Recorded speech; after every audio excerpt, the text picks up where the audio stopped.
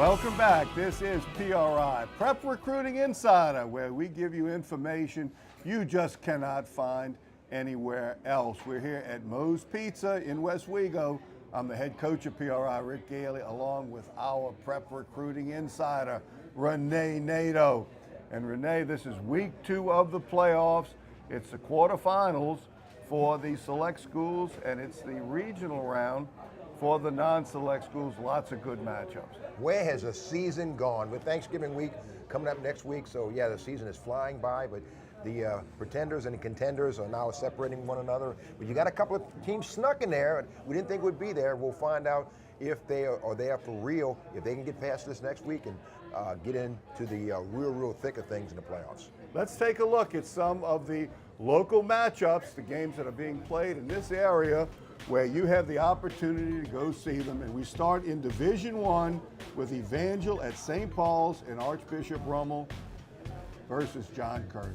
And St. Paul's offense has really come alive and have lit up quite a few teams with that passing attack.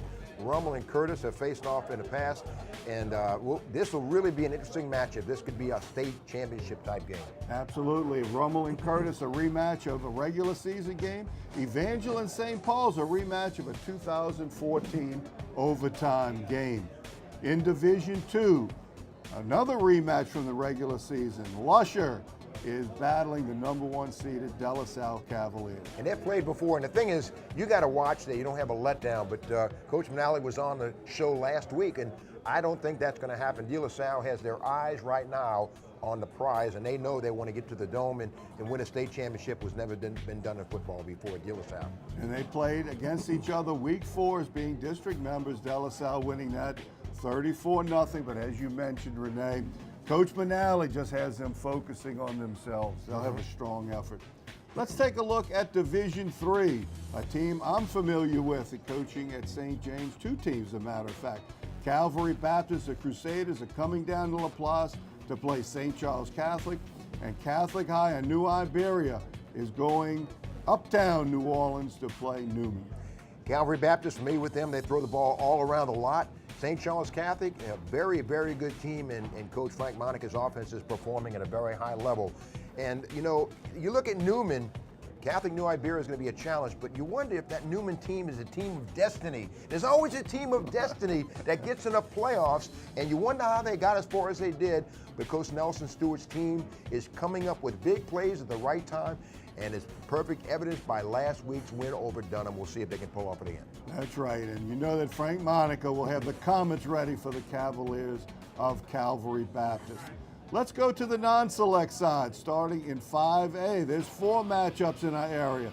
Destrehan at Mandeville, John Ehret at Hahnville, Sulphur versus Landry Walker, and Acadiana at Ponchatoula.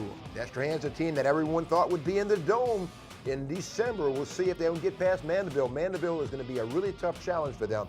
Landry Walker, they throw the ball so well and have so many skilled position players. They are going to be a tough match for Sulphur.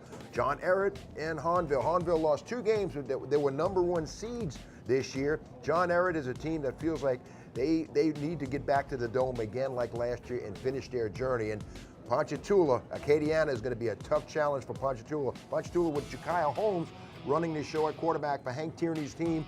Hank Tierney feels like this may be a special group of Green Wave that can take this team a long way. And Ponchatoula has had some success against Acadiana, not only last year, but Ponchatoula won in week 2 against the Wrecking Rams, 24-23 in a thriller. And the Ehret-Hahnville matchup is the one matchup this week of 2 schools that have appeared on PRI. Let's take a look at 4A. And this is the battle of the mythological creatures, the North DeSoto Griffins and the McDonough 35 Ron Eagles. McDonough 35 is going to be on next week, so we'll find out how they come out of this game. McDonough 35 with a load of talent. They certainly can play with anybody at any level. And taking a look now at 3A, Wassman is traveling to Lutcher, team that we had on early in the year with head coach Dwayne Jenkins, and South Beauregard is going to traditional power a meet, even though they're a 7 seed. Lutz is hoping to go consecutive with after last year's state championship. Can they do it again this year? A meet, great defense. They always run to the ball well.